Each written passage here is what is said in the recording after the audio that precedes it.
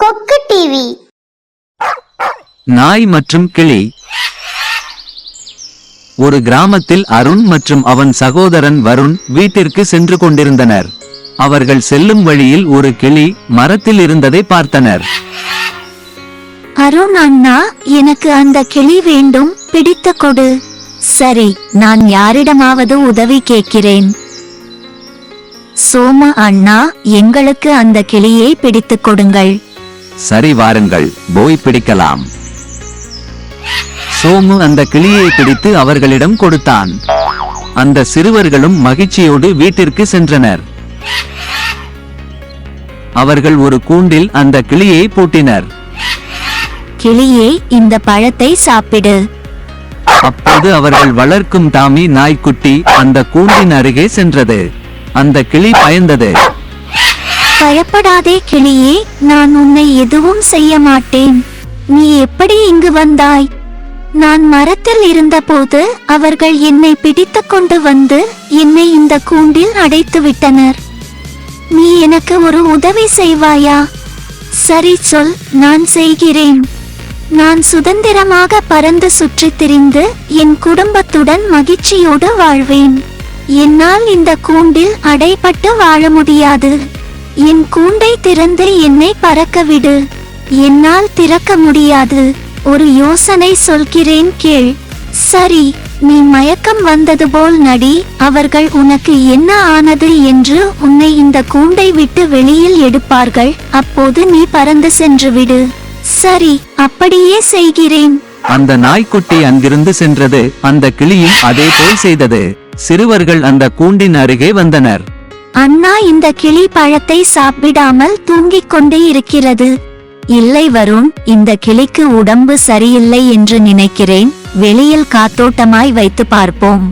அவர்கள் அந்த கிளியை கூண்டை விட்டு வெளியில் எடுத்தனர். அந்த கிளி மெதுவாக எழுந்து அங்கிருந்து பறந்து சென்றது. அண்ணா, அந்த கிளி பறந்து விட்டது.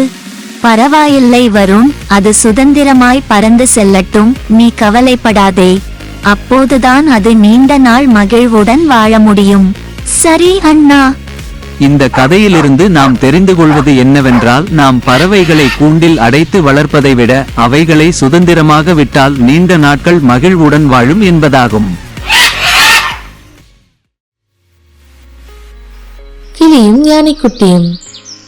ஒரு காட்டில் யானைகளும் ஒரு குட்டி யானையும் சுற்றி வந்தன. குட்டி யானை குளத்தில் குளித்து விளையாடியது. அப்போது அருகில் இருந்த மரத்தில் கிளி ஒன்று முட்டையிடுவதற்காக கூடு கட்டி இருந்தது. அப்போது காற்று பலமாக அடித்தது. கிளியின் கூடு குளத்தில் விழுந்தது. அந்த கூட்டை யானைக்குட்டி தூக்கி போட்டு விளையாடியது. யானைக்குட்டி, யானைக்குட்டி, அது ஏன் கூடு? அதை எடுத்து மரத்தில் வை. இது உனக்கு எதற்கு? யானைக்குட்டி கூட்டை கிளியினும் கொடுக்கவில்லை. கூடு தண்ணீரில் மூழ்கியது. கிளியும் சோகத்துடன் பறந்து சென்றது. யானை கூட்டம் அங்கிருந்து சென்றது.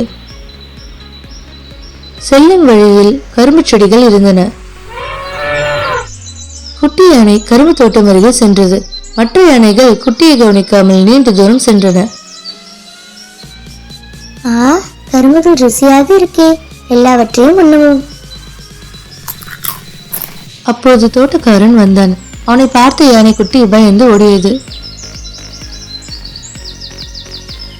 அப்பா, அம்மா, நீங்கள் எங்க இருக்கீங்க? வழி தெரியலையே, என்ன செய்வேன்? யானைக்குட்டி கவலையுடன் சுற்றி வந்தது.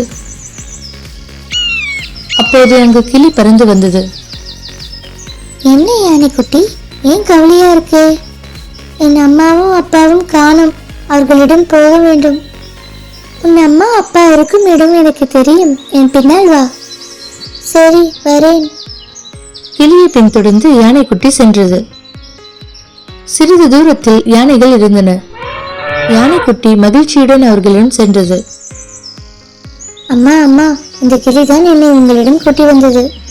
நீ கிளியின் கூட்டினை அதனிடம் தராமல் நீரில் மூழ்கடித்தாய். ஆனால் கிளி உனக்கு உதவியுள்ளது. அதுபோல் நீயும் மற்றவர்களுக்கு உதவ வேண்டும். சரி அம்மா, அதுபோல் செய்கிறேன்.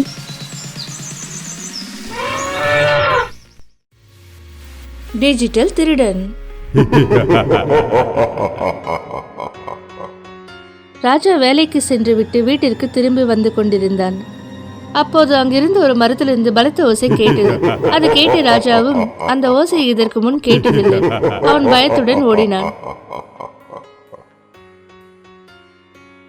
அண்ணே, நம் ஊருக்கு அருகில் உள்ள மரத்தில் பேய் உள்ளது போல் தெரிகிறது. நான் இரவு வீட்டுக்கு வரும்போது அங்கிருந்த மரத்தில் பலத்த ஓசை கேட்டது. ராஜா, மரத்தில் பேய் ஒன்றும் இருக்காது. நாளை இரவு போய் பார்ப்போம். மறுநாள் ராணி என்பவள் காய்கறி வாங்கி கொண்டு அந்த மரம் இருந்த வழியே வந்தாள். அப்போது மரத்திலிருந்து அதிக ஓசையும் மின்னலும் போன்ற வெளிச்சமும் வந்தது. அதை கண்ட ராணி பயத்துடன் வீட்டிற்கு ஓடினாள். சிவா தனது வயலுக்கு நீர் பாய்ச்சுவதற்காக அதிகாலை சென்றான். அப்போது அந்த மரத்தின் அருகே சிவா சென்றபோது, என் அருகே வந்தால் உன்னை விழுங்கி விடுவேன். நீ ஏன் என்னை விழுங்க வேண்டும்? என் அருகில் உள்ள வீட்டை காவல் காப்பவன். இந்த வீட்டில் பூதம் உள்ளது. என் உத்தரவை மீறுபவர்களை விழுங்கி விடுவேன். உன்னால் என்னை ஒன்றும் செய்ய முடியாது. இவ்வாறு கூறிய சிவா மரத்தின் அருகே சென்றபோது மரத்திலிருந்து அதிக சத்தமும் ஒலியும் வந்தது. இதை பார்த்த சிவா பயத்துடன் ஊருக்குள் சென்றான்.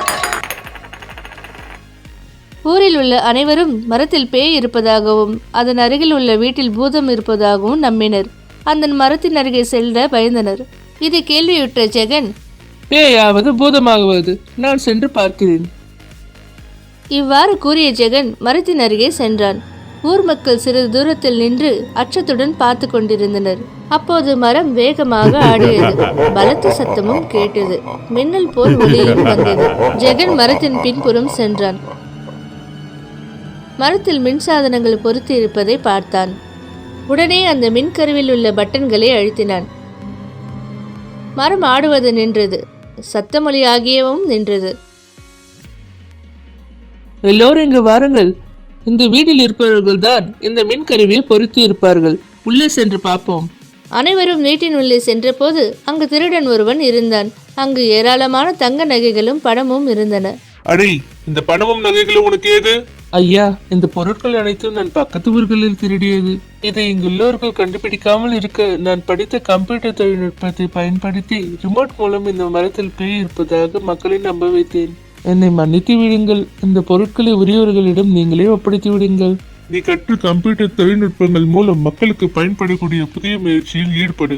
அதனால் உனக்கு நல்ல வருமானமும் கிடைக்கும். நீ யாருக்கும் பயந்து ஒளிந்து வாழ வேண்டியதில்லை. அப்படியே செய்கிறேன் ஐயா. இந்த கதையின் மூலம் நாம் தெரிந்து கொள்வது என்னவென்றால், நாம் கற்கும் கல்வி மூலம் பெற்ற அறிவை நவீன கருவிகளை கண்டுபிடிக்க மற்றும் பிறருக்கு உதவவும் பயன்படுத்த வேண்டும் என்பதாகும். மந்திர புத்தகம். அம்மா, பள்ளிக்கூடம் விடுமுறை. வீட்டில் உள்ள புத்தகங்கள் எல்லாம் படித்து விட்டேன். அதனால் நம் ஊர் நூலகம் சென்று புதிதாக சில புத்தகங்கள் வாங்கி வருகிறேன். சரி, போய் வா. அருண் நூலகம் சென்றான். ஐயா, ஒரு புத்தகம் எனக்கு வேண்டும். உனக்கு வேண்டிய புத்தகத்தை எடுத்துக்கொள். அருண் நூலகத்தில் மிகவும் பழைய புத்தகம் ஒன்றை எடுத்தான். இந்த புத்தகத்தை யாரும் படிக்கவில்லை, நீயாவது எடுத்துச் செல். வீட்டிற்கு கொண்டு வந்து அந்த புத்தகத்தை படிக்க தொடங்கினான். அதிலிருந்த பந்தின் படத்தை பார்த்தான். இந்த மாதிரி பந்து நம்மிடம் இருந்தால் விளையாடலாமே. இவ்வாறு அருண் எண்ணியவுடன் புத்தகத்தில் இருந்து நிஜ பந்து ஒன்று வந்தது. அருண் ஆச்சரியத்துடன் அந்த பந்தை எடுத்து விளையாடினான். அருண், இந்த பந்து உனக்கு ஏது?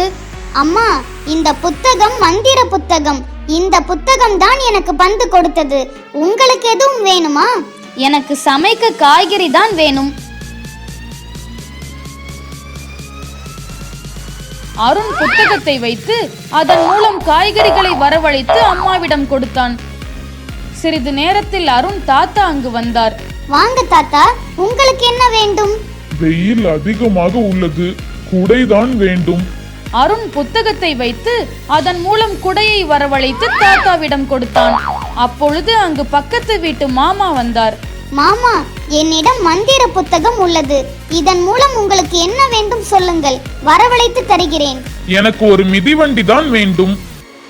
அருண் அந்த புத்தகத்தை வைத்து மிதிவண்டியையும் வரவழைத்து கொடுத்தான். அப்பொழுது வெளியில் சென்றிருந்த அருண் அப்பா அங்கு வந்தார். அவரிடம் நடந்தவற்றை அருண் அம்மா கூறினார். அப்பா, உங்களுக்கு என்ன வேண்டும்? எனக்கு பசுமாடுகள் தான் வேண்டும். அது இருந்தால் பால் கறந்து வியாபாரம் செய்வேன். அருணும் மந்திர புத்தகத்தை வைத்து பசுமாடுகளையும் வரவழைத்தான். இவற்றையெல்லாம் பார்த்து கொண்டிருந்த திருடன் ஒருவன், இந்த புத்தகத்தை நாம் எடுத்துச் சென்று பணக்காரர் ஆகிவிடலாம். அருணுக்கு தெரியாமல் திருடன் மந்திர புத்தகத்தை எடுத்துச் சென்றான். புத்தகத்தை சோதிப்பதற்காக புத்தகத்தில் இருந்த கழுதை படத்தை பார்த்து கழுதை வேண்டும் என்றான். புத்தகத்தில் இருந்து வந்த கழுதை திருடனிடம் இருந்த புத்தகத்தை தின்றது.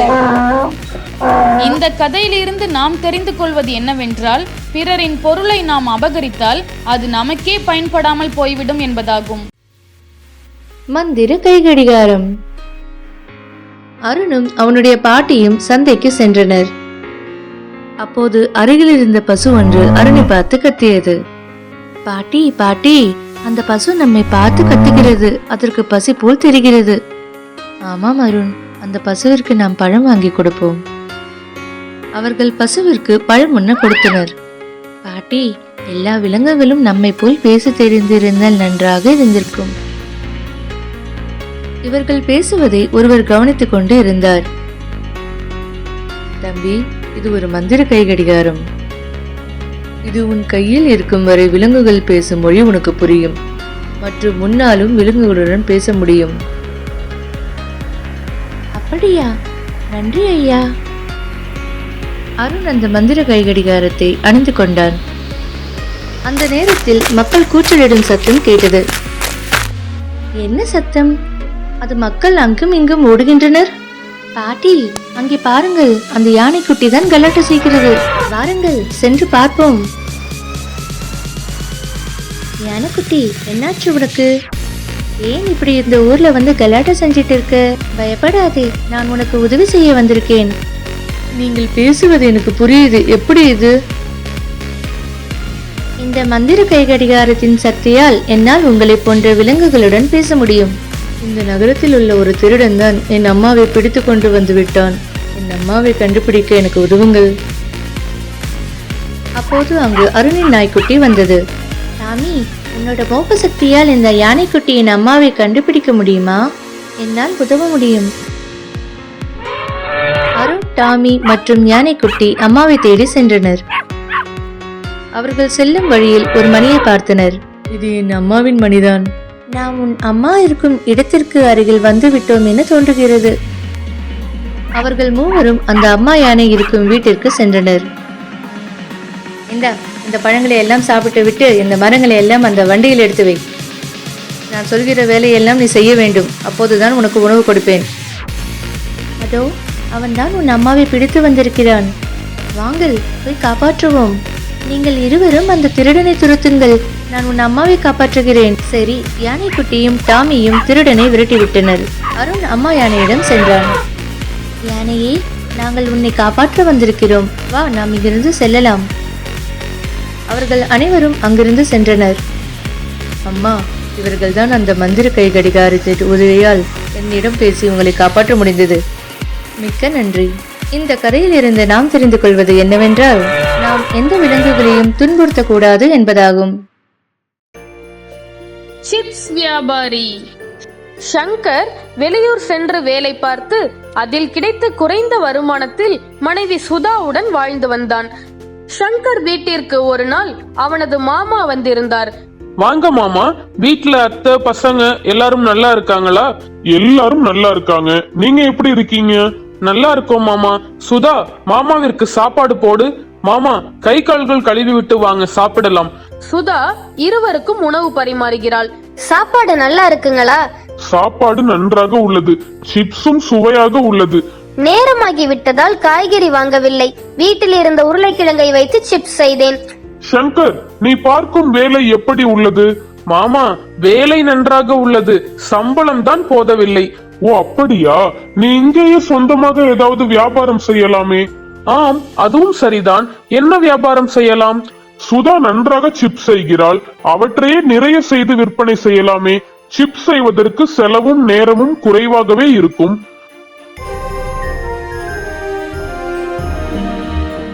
சங்கர், சுதா இருவரும் உருளைக்கிழங்கு சிப்ஸ் தயார் செய்து அவற்றை வியாபாரம் செய்து வந்தனர். ஆரம்பத்தில் சிப்ஸ் நன்றாக விற்பனையானது. நாளடைவில் விற்பனை குறைந்து கொண்டே வந்தது. சங்கர், வியாபாரம் எப்படி உள்ளது? நாங்கள் செய்யும் சிப்ஸ் நன்றாகவே இருக்கிறது, ஆனால் முன்போல் அதிகம் வியாபாரமாக மாட்டேங்குது. நீங்கள் தயாரிக்கும் சிப்ஸ் ஒரே மாதிரி சுவையாக உள்ளது, அதனால் தான் வியாபாரம் குறைந்து கொண்டே வருகிறது. எனவே நீங்கள் வெவ்வேறு விதமான சுவைகளில் சிப்ஸ் தயார் செய்து விற்பனை செய்து பாருங்களேன். ஆம், அதுவும் சரிதான். நீங்கள் சொல்கிற மாதிரி செய்கிறோம். சங்கரும் சுதாவும் சிப்ஸுடன் தக்காளி, மாம்பழம், அன்னாசி பழம், வெங்காயம், ஆரஞ்சு போன்றவற்றின் சாற்றினை கலந்து முன்பை விட ருசியாக தயார் செய்தனர். விதவிதமான ருசிகளுடன் சிப்ஸ் இருந்ததால் நிறைய வியாபாரமானது. சங்கரும் சுதாவும் வருமானம் நிறைய கிடைத்ததால் மகிழ்வுடன் வசதியாக வாழ்ந்தனர்.